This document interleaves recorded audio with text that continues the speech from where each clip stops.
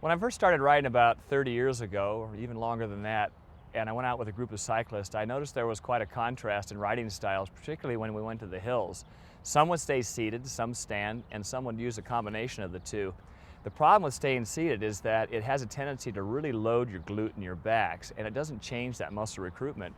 As a triathlete, I found that if you can come in and out of your saddle, it's advantageous in a number of ways. It eliminates that load in your glutes and your low back and your hamstrings, and it also stretches out your hip flexors in a position that you're naturally going to be running in.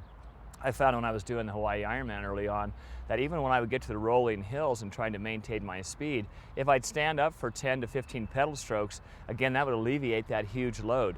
There really isn't a right or wrong as far as being seated or standing when you're coming to the hill. The best way to check it is, one, your perceived exertion. How does it feel if you stay seated? How does it feel if you keep your RPMs up between 80 and 90 and try to roll over that hill? Beyond the intuition is actually to look at parameters being heart rate. You can look at heart rate from the bottom of the hill to the top of the hill. What was your heart rate? Look at the speed from the bottom to the top and try it at different grades.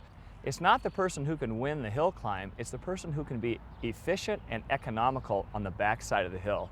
I've been in so many races where people are trying to sprint to the top and they raise their hands as if they've won the race, and then all of a sudden their engines start to catch up. In other words, their respirations come up, their heart rate comes up, the blood lactate level start to rise, and I creep by them over the top, get my speed back up while they're recovering for 2 or 3 minutes.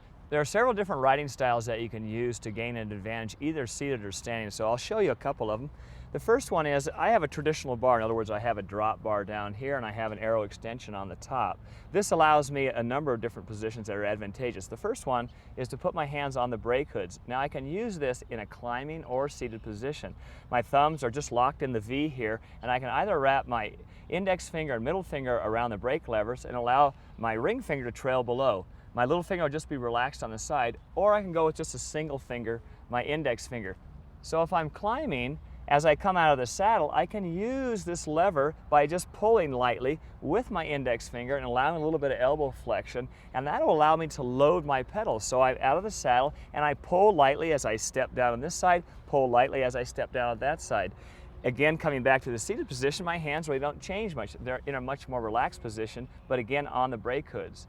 If you have a flatter bar on the top, as I do, I can sit like this in a seated position with my hands very comfortably resting on the top. And this is a very advantageous position, more of a sort of a cruising position.